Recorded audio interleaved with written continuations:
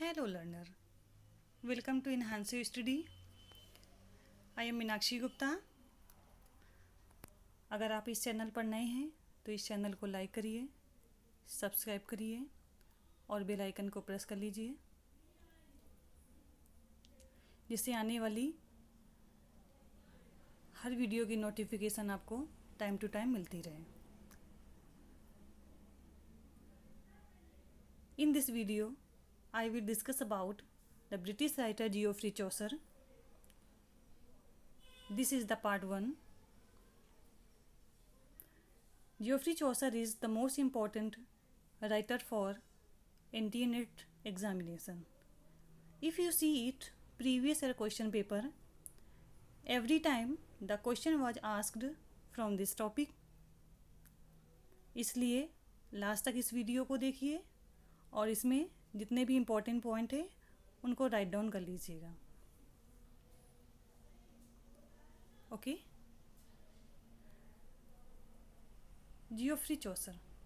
In this slide, I will discuss about the biography of Geoffrey Chaucer and some important works. The first point is he was born in 1340 in London, United Kingdom. He was considered the greatest English poet of Middle Age and known for the Canterbury Tales. Geoffrey Chaucer is the greatest poet of Middle Age that is known 14th century, and the masterpiece work Canterbury Tales is a collection of 24 stories. Next point, his father was John Chaucer, wine merchant of London. By 1367, he got employed in the royal service. At that time, he married Philippa Royd, a sister of John of Gaunt's third wife. He went to Italy, Genoa and Florence and met Petrarch and Boccaccio and influenced by them. Petrarch and Boccaccio is the Italian author. Chaucer was influenced by them. I hope आपको यहाँ तक clear हो गया होगा. आइए next slide की ओर आगे बढ़ते हैं. The principal poetic work of Chaucer.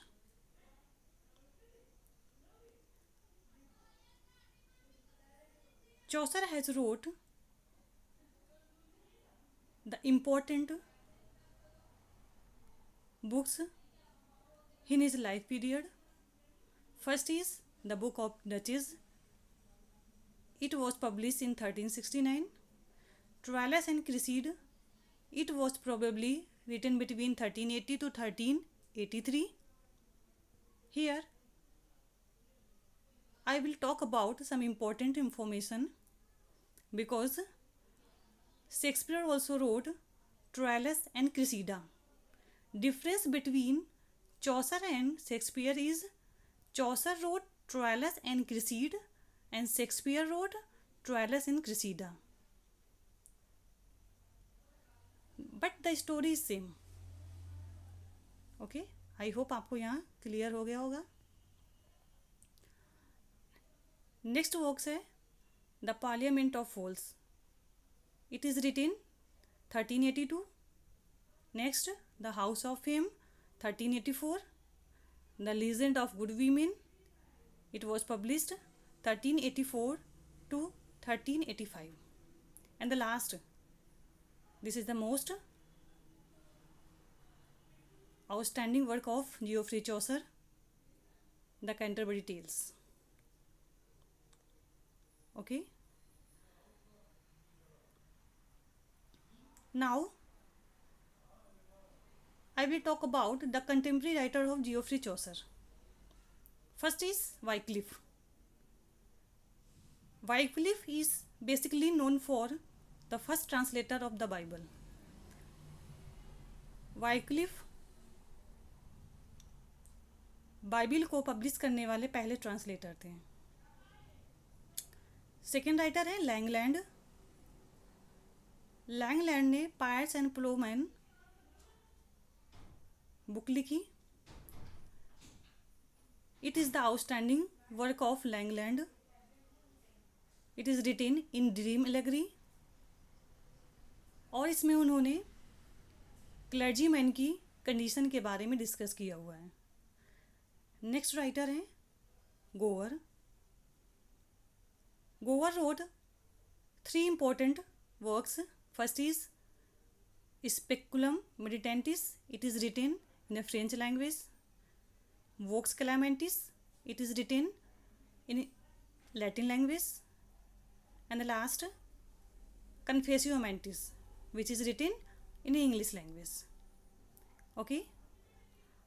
Next writer है Mandeville. It is a minor writer. And the last, Barber. He wrote one famous book. It's called Bruce. It is a patriotic epic. आगे के slide में देखते हैं क्या important की fact है। Chaucer has divided his period into 3 parts. First is French period, second is Italian period, third is English period. Chaucer was influenced by French writer like Mathieu de Loris and Jean de Meung, and wrote some famous books. First is Romance of the Rose. It is allegorical poem. Jean de Meung wrote Roman de la Rose. Romance of the Rose is an adaptation of Roman de la Rose. Okay, clear it? Next book, The Book of Duchess. Next, Complaint to Pite. It is a love poem. And last, ABC poem. So I will discuss in this slide 4 important works of Geoffrey Chaucer, which is written in a French period.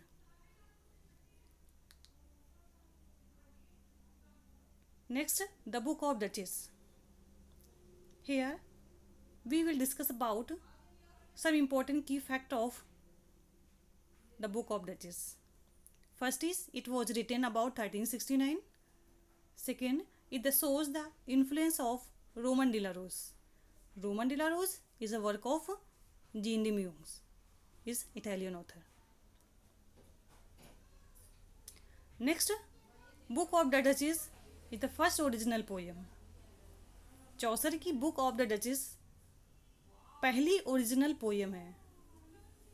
It was written dream setting poem and called may morning poem. Dream setting poem. What is the dream setting poem? Dream setting poem वो poem होती हैं जिनमें poets किसी story के अंदर dream देखता है और उस पर बुक्स लिखता है. That is called dream setting poem. Next point, it was written on the elegy of the wife of Chaucer's patron, John of Gaunt.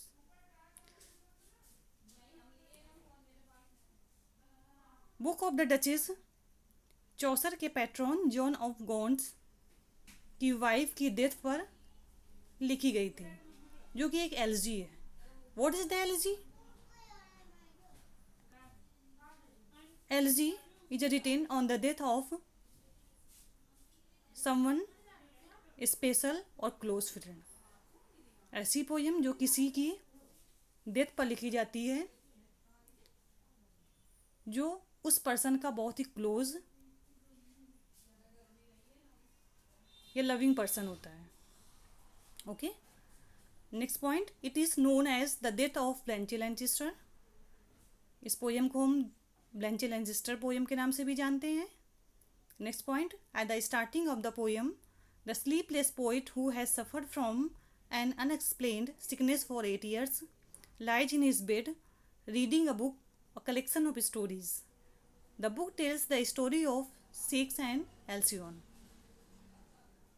Book of duchess की स्टार्टिंग में जो पोइट्स हैं वो 8 साल से सोया नहीं है और अपने बिस्तर पर लेटा हुआ है.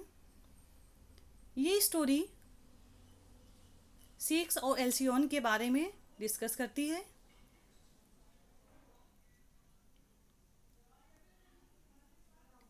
नेक्स्ट स्लाइड देखते हैं. उसमें सब कुछ इम्पोर्टेंट की फैक्ट हैं बुक ऑफ डचेस के बारे में। The summary of Book of Duchess. The poet tells of his insomnia. Upon reading Ovid Metamorphoses, he falls asleep.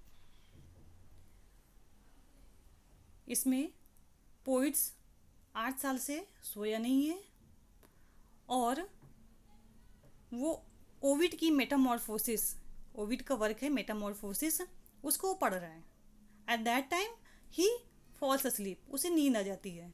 He tells the story of his dream, वो dream में story देखता है, which begins with him awakening in the chamber covered with the picture of Trojan War. जिस chamber में वो सोया हुआ है वो ट्रोजन वॉर की पिक्चर से कवर्ड है। The dreamer hears the sound of horn signaling the start of hunts. यहाँ पर जो ड्रीमर है वो हंट की साउंड को सुनता है। ही ज्वाइंस, और वो ज्वाइन कर लेता है। There he find a handsome young knights dressed in a black, वहाँ पर वो एक हैंडसम यंग नाइट को देखता है जो कि ब्लैक कलर की ड्रेस में हो था। The night in a deep sorrow tells him that he lost his lady love, जो नाइट था बहुत ज़्यादा दुखी था और वो ड्रीमर को बताता है कि उसने लेडी लव यानी अपनी वाइफ को हमेशा के लिए खो दिया। The dreamer console him but the night tells him the story, dreamer उसे सांत्वना देता है और अपनी स्टोरी को सुनाता है। The story of black night and lady white follows in which the perfection of lady is describe. Story में वो ब्लैक नाइट और वाइट लेडी की स्टोरी को सुनाता है। वाइट लेडी completely perfect थी, lady become the wife of night, जो white lady थी वो नाइट की वाइफ हुई। And they lived in harmony for years before she died, और वे दोनों बहुत सालों तक हार्मनी में रहे यानी सुखपूर्वक लाइफ स्पेंड किया। बिफोर शी डाइड यानी लेडी लव के मरने से पहले। The knight blames the fortune whose fickle wheel spins until she takes away the happiness she gives. Knight यहाँ पर फॉर्चून को ब्लेम करता है, अपने भाग को ब्लेम करता है कि फिकल व्हील स्पिन्स, कि जो समय का चक्र था वो घूमा और उसकी वाइफ की सारी खुशियाँ को ले गया और उसकी वाइफ उसकी लाइफ से हमेशा के लिए चली गई, यानी उनकी लाइफ से सारी खुशियाँ डिस्ट्रॉय हो गई। The dreamer at last perceive the true sorrow of the knight, लास्ट में ड्रीमर नाइट के सारों को परसीव करता है, महसूस करता है। The hunt ends with the party returning to long castle, जो पार्टी होती है वो एंड हो जाती है। The dreamer awakens for a real, जो ड्रीमर है क्योंकि वो ड्रीम देख रहा होता है तो वो रियल में जाग जाता है। And resolve that his dream has been so curious and remarkable, और वो ये सोचता है कि जो उसने ड्रीम देखा बहुत ही क्यूरियस था, रिमार्केबल था। That is must be put into poem, और इसको एक पोएम में कन्वर्ट किया जाए। तो इस प्रकार उसने बुक ऑफ डचेस को लिखा। आई होप आपको नरेशन अच्छा लगा होगा।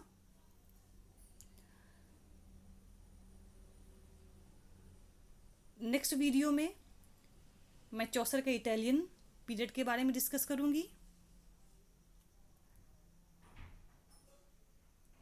तब तक के लिए goodbye, take care, thank you so much.